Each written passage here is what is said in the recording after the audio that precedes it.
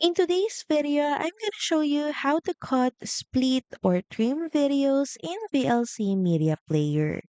So first, open up your video in VLC Media Player, then go to the top menu and click on View. Now here, click on Advanced Controls. And here, you'll now see a red record button appear above the play controls.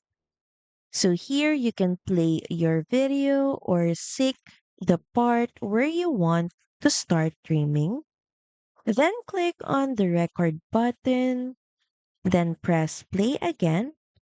And when you reach the end of the part you want, just click the red button or the record button once again to stop. VLC will then automatically save that clipped portion as a new video file in your videos folder. So that's pretty much it. Thank you very much for watching this video, and I'll see you again on the next one. Bye!